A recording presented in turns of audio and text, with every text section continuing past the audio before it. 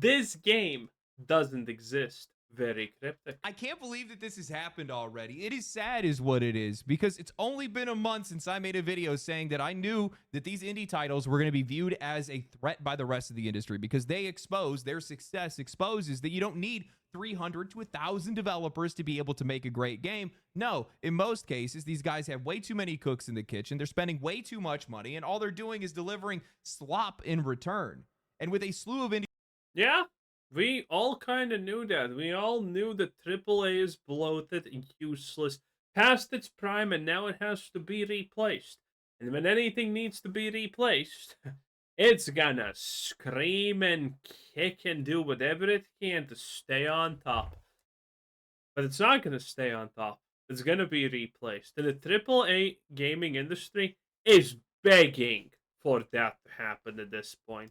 successes that we've seen over the last couple of years, and also probably some more of them that are down the road. Now, with this year's Summer Games Fest, things have escalated a lot, because Jeff Keighley walked out onto stage and congratulated these studios, talked about how small they are and what they accomplished, and then compared their sales to AAA games on a big graphic in the background. Pain. That's not good. That made a lot of people very upset. So much so that it has now changed the rhetoric around this conversation. See, our discussions around these... Yeah, we already talked about this. The AAA industry, the developers, the broom moppers, the cleaners, the light bulb replacers, every single person working at the AAA companies cannot admit that the indie games, the double A's, the single A games are better than them. Because if they do that, that means that their jobs should not exist. That means that they are kind of begging to get fired at this point. There's a reason you can look at companies like Bethesda and you see the same losers constantly yapping about how great they are, how good of a writer they are, and whatnot. Yes, I'm looking specifically at you, by the way, Todd, and Cohort. And if they don't do that, well, their bosses are going to be like, why do we even pay you? And fire them. It's a very simple thing, and these people know it. They know that this is a threat. Successes and how small these teams are, that's irresponsible, and it's going to lead us down a dangerous path. Fear-mongering to protect bad and expensive games, apparently. But don't worry, they have a way to fix it. See, all you need to do is just tell the players that all of your complaints, all of your concerns, all of these bad games that have failed that we've seen over the last couple of years, that's not your problem. You don't need to understand. It's not your game. So today... Yeah. That's actually big true, you know? Because at the end of the day, do you want to think for yourself? Like, come on, thinking's hard. When was the last time thinking got you anywhere? No, just don't, okay? Listen, just get excited, okay? Get excited, get hyped. Tell your friends about the things you're getting excited and hyped.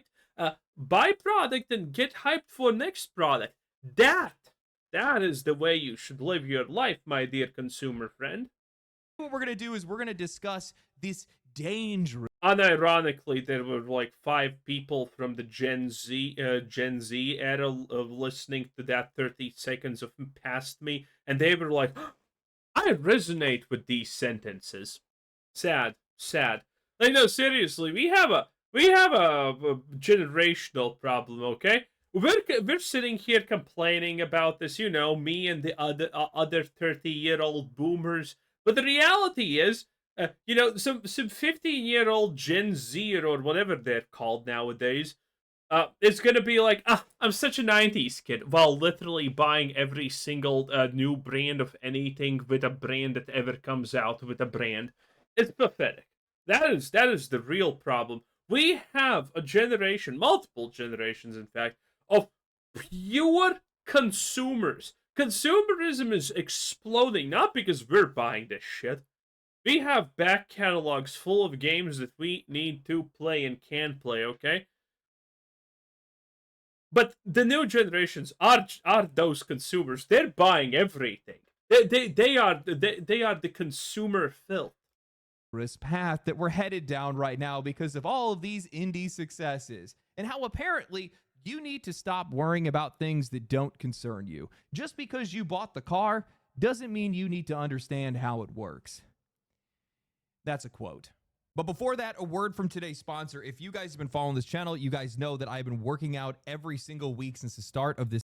Yeah, I can't see it. Okay. We just went through an absolute storm of reveals and updates through the PlayStation State of Play, the Xbox Direct, and the Summer Games Fest, while AAA publishers were in attendance with some genuinely solid offerings coming on down the pipeline. I am so stoked for Resident Evil 9, by the way. Little known.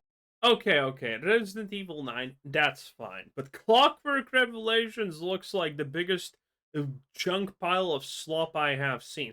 Just shove that tube down my throat and let's make some caveat? No, it's not caveat. What's the thing called? Whatever. Just put that slop pipe down my throat and let's see what happens.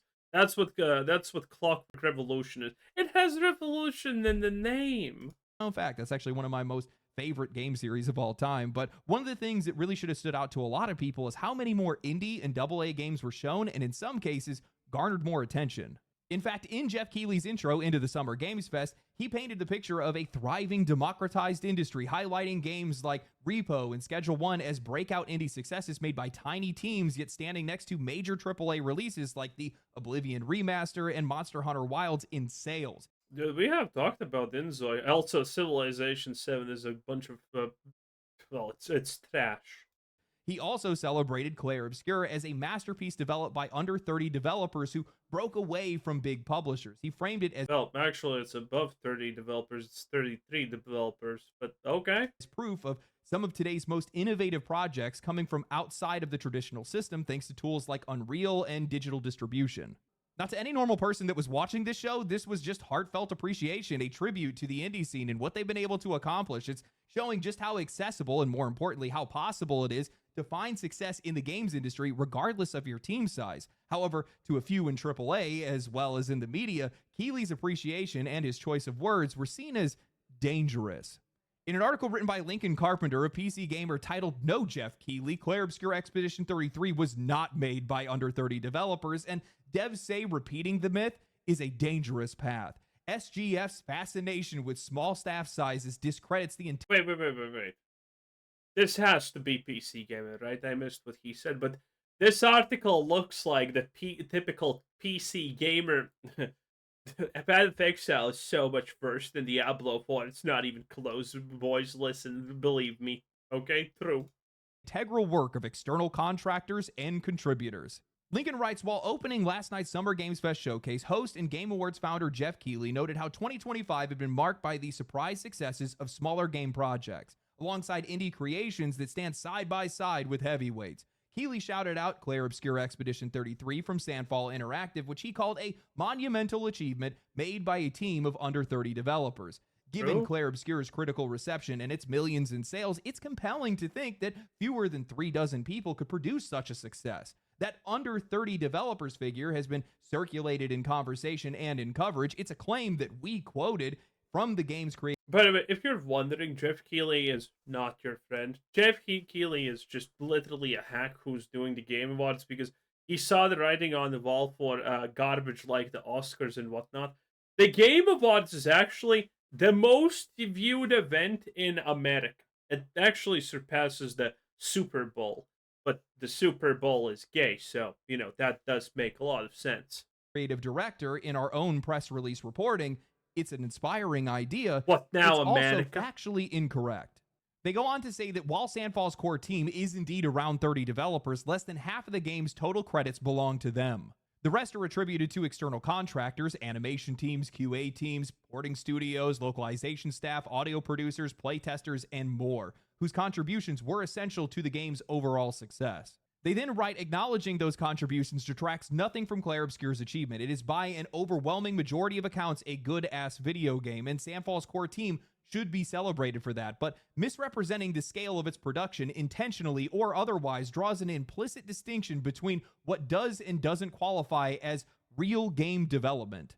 If you're justifiably annoyed when a game launches as a buggy mess, you should want the contributions of QA testers who do the complex work of identifying those bugs before release to be properly credited and valued. Otherwise, that integral labor in QA and localization and compatibility testing is seen as disposable, a perception that contributes to abusive working conditions in overseas contractor studios and drives the recent unionization. Oh no! The poor lithium mining children of Africa. Mine that lithium faster. That's what I say. Mine it faster. Make the Chinese nets for self-deleting Minecraft players working in warehouses and production lines bigger so they don't fall. That's what I say, okay? Listen. Not my problem. Efforts in the US. Game developers on Blue Sky reacted with frustration and discomfort to Summer Games Fest 2025's. Well, anyone on Blue Sky is only capable of reacting with frustration and suicidal ideations. Preoccupation with the mythological small development team. It's incredibly noticeable how often an army of outsources outside of America and Western Europe is left out of these team sizes, said director of Bithell Games, founder Mike Bithell. That's the part I find real uncomfortable. Balatro creator Local Thunk noted that he too is often credited as one guy who made Balatro, which he says contributes to a David versus Goliath narrative that has been oversimplified. TVGS, the developer of Schedule 1, was also shouted out as a solo developer by Jeff Keighley during last night's Summer Games Fest. Schedule 1's in-game credits show that the art and music was provided by 2 other contributors. No, it was not one guy, Local Thunk said. Look at the dang in-game credits. I was really uncomfortable with this part as well, and it's not just because the math doesn't math. One dev plus 9 friends working with him is 10 people, not one, said games licensing producer and consultant Mike Futter, referencing a moment at Summer Games Fest when Keighley described an upcoming brawler, Acts of Blood, being made by a solo developer in Indonesia with the help of 9 friends. Expedition 33 is a triumph, but it wasn't made by 30. Okay, to be fair, there is a pretty big problem. Okay, everything until this point I was memeing, but there is actually a big problem with these small studios. Because you see, let me explain to you one of the big bloat problems of game development, okay? From someone who has not made a game, someone who is good at finances. This is how it works. Let's take something like Amazon as an example. Do you know Amazon owns their own plane line? Exactly. Why? Because that is cheaper than outsourcing. Very simple. And this is true for everything. I just used Amazon as an example because how the hell is it cheaper to make your own plane line and your own airport and your own planes than actually just buying planes to do things for you? Well, it's cheaper to actually just make your own stuff. And this is the big downfall of a lot of these AAA studios because the bloat grows around so easily because you need QA, you need a sound department, you need a graphics department, you need bug fixes, you need this, you need that, and all of these these departments are on top of the people who make the game. And while the game is not being made, it's just either you fire them and then rehire them after a while or something like that. It's not really efficient. And if you're looking to expand a business, this is something you can't really avoid. Because at some point, you're going to just come to the realization, wait a minute, we need these in-house things because it's cheaper than constantly outsourcing. And that's how the bloat starts.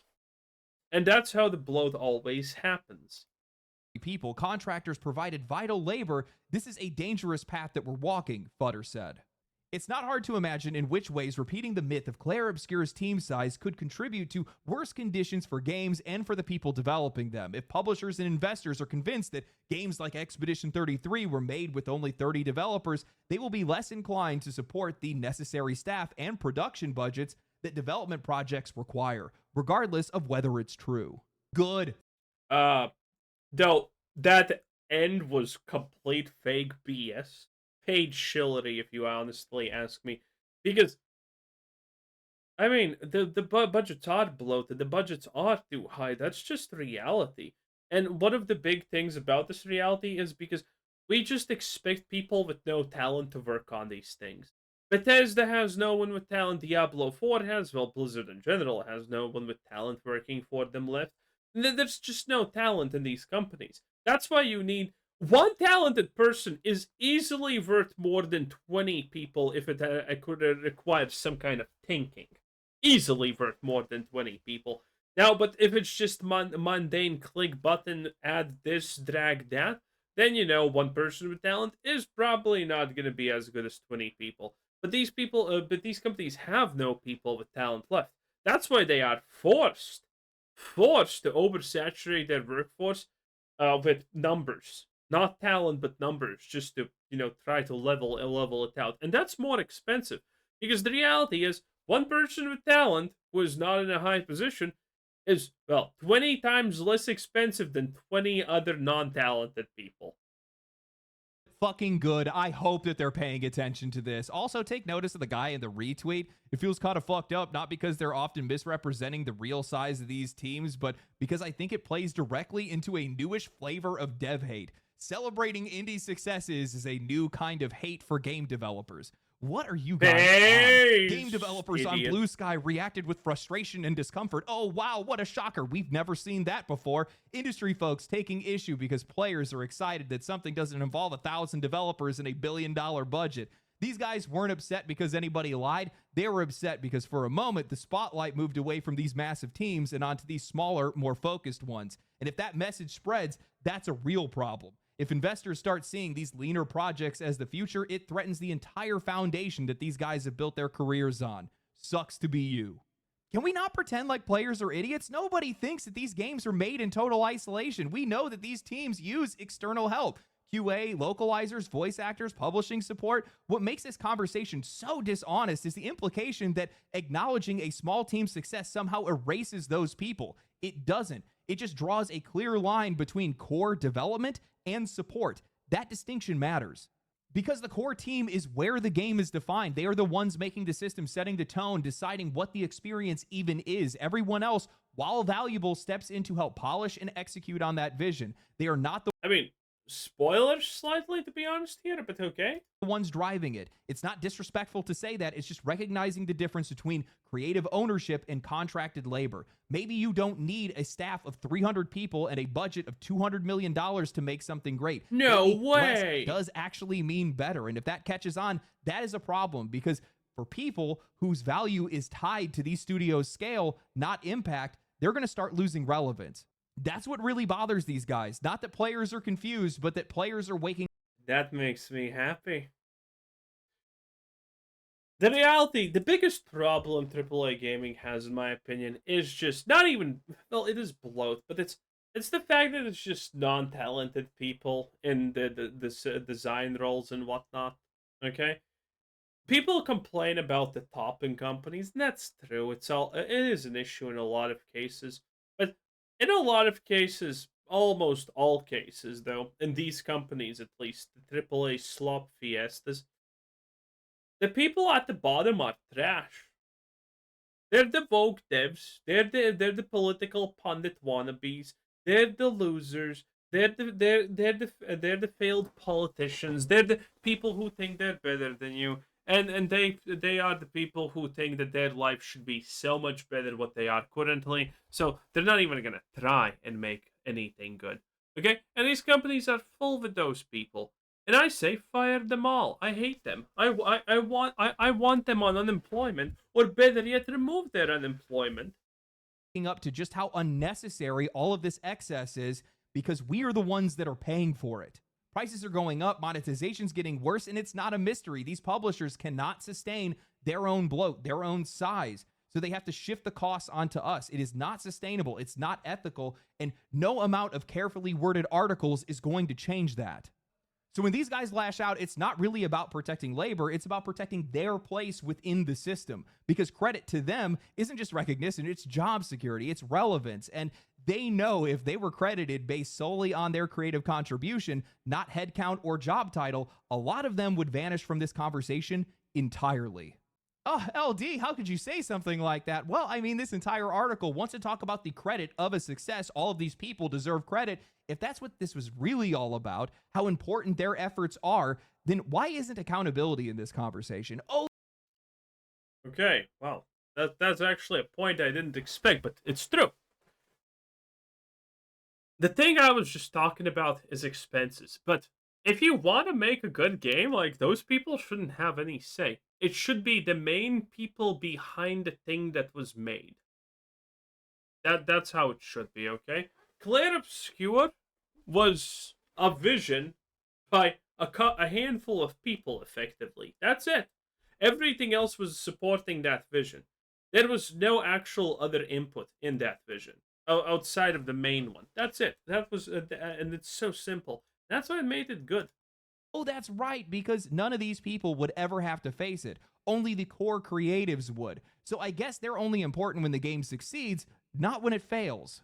What I find hilarious is how reactionary this entire article is and how it fails to rewrite the story before it gets away from them. And what's even funnier is how shallow their reading of the situation actually is, because directly after Keeley's celebration of indie titles, what did we see?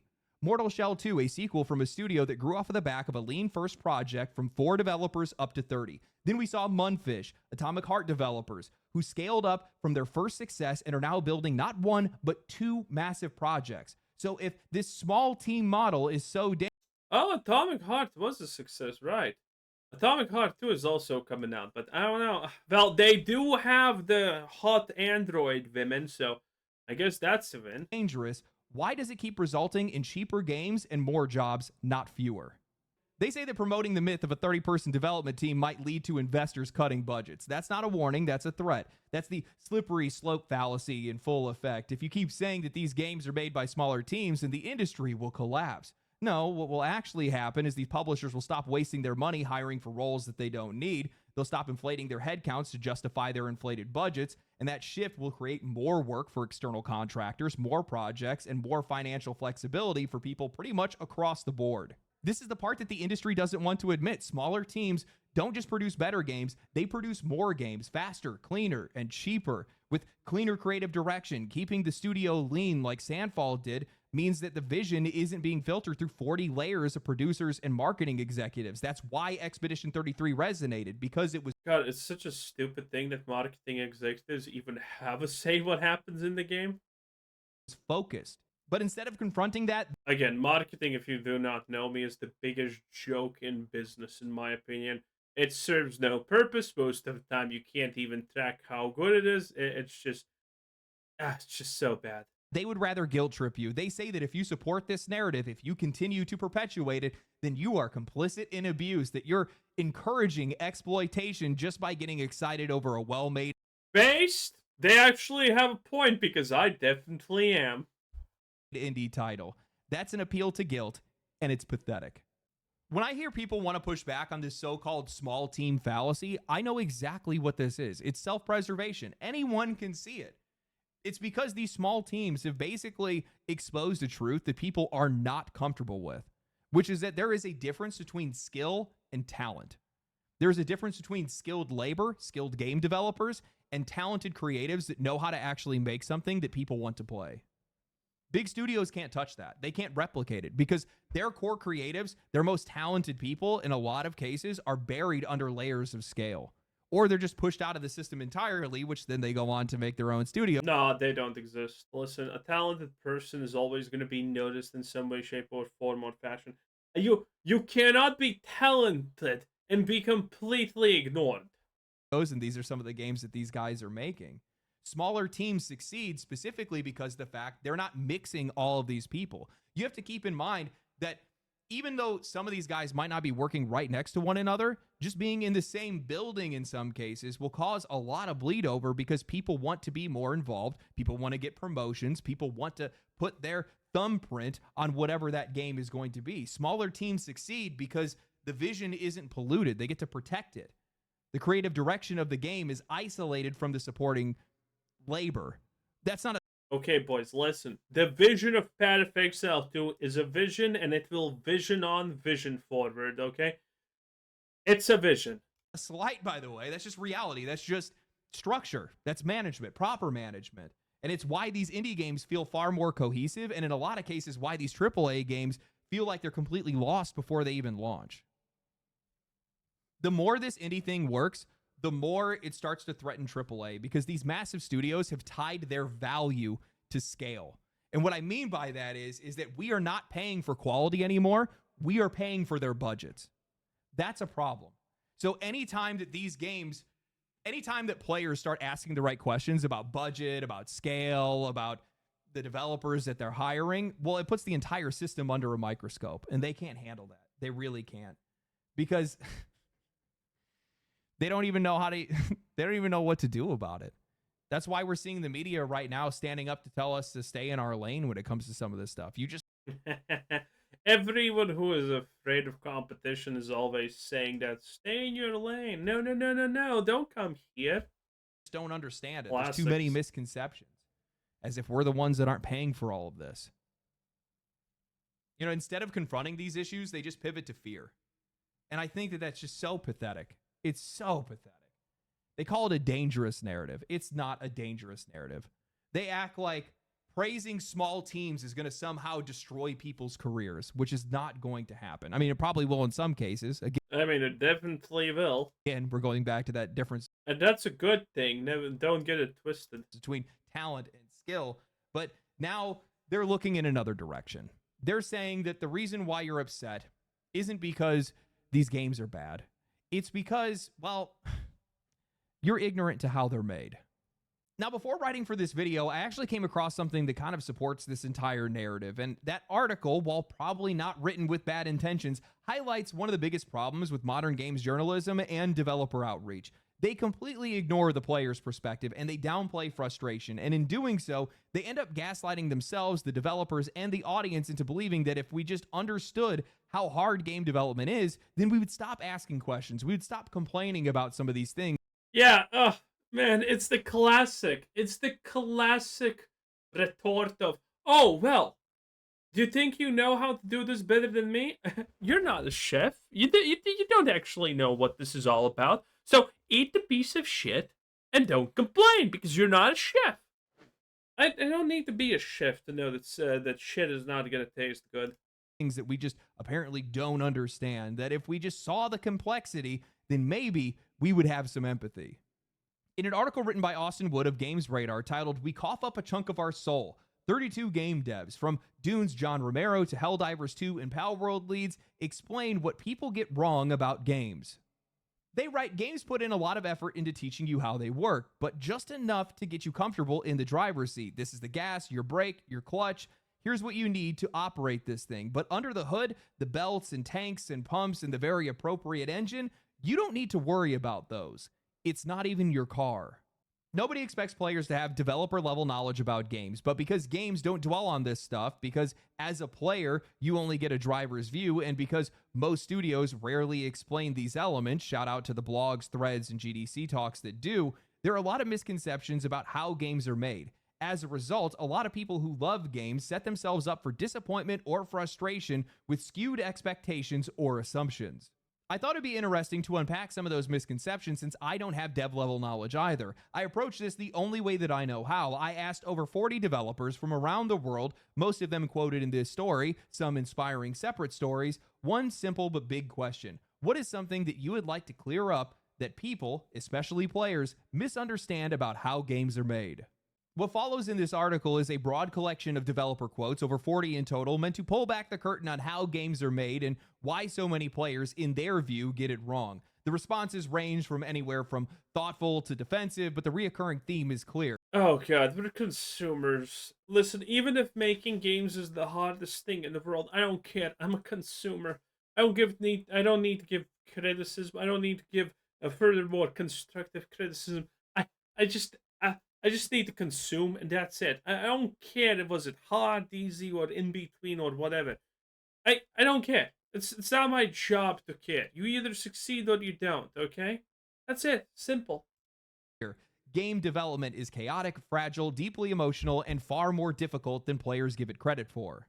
Gabe Cazzulo, developer of Ape Out and Baby Steps, led with the claim that video games just don't want to exist. They do everything wrong. We just kind of tear them into shape. Johan Pielstedt of Helldivers 2 argues that players don't realize how interconnected and fragile design choices are, that changing one thing can trigger cascading consequences across the game. He compares game development to film direction, but with the added complication that developers have to build the actor from the ground up before they can even begin. Others go on to echo this. Cole Medeiros says that players underestimate the hidden complexity behind a simple feature. Barrett Foddy claims that developers are partly to blame for the disconnect because players don't ever get to see anything past the most fun or glamorous parts. Ugh, I hate these arguments. Oh, you don't know how hard life is for me. Where? Okay, let's install a safety net for you also. Okay, I'm completely fine with that. John Romero expands on this further, saying that game development isn't like building a house. It's not linear. It's an iterative process where changes in one system can break another. Even when a game technically works, it might still not be fun, and finding that fun can take years. From there, the article starts shifting towards defending collaborative structures of large teams. Developers from the game Possessors, a group from Devolver Digital, argue that many players don't understand how many disciplines touch even a single moment in a game, like a boss fight. They emphasize that adding people to a team doesn't always make development faster and that communication can become an obstacle. More developers then chime in about the dangers of oversimplifying development timelines. Bucky of Pal World says that people assume that updates can be done in days when in reality a single new island might take half a year to build. He talks about hostile comments before content even ships and how hard it is to explain the timeline to frustrated players. Towards the The people. Okay, this is a completely different thing, though. If someone's complaining that there's not a new content drop every, month, yeah, that's them just being stupid. Okay, that is understandable. Okay, you cannot ask for the developer to remake the game every month or so, or add another expansion on top every month. And by the way, if game developers did that and you would have to pay for an expansion every month, people would be pissed. Okay, those people who asked for that would be pissed.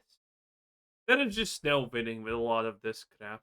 Everyone, I don't know. It is what it is at the end of the day. Anyway, that was Legendary Drop. Bye.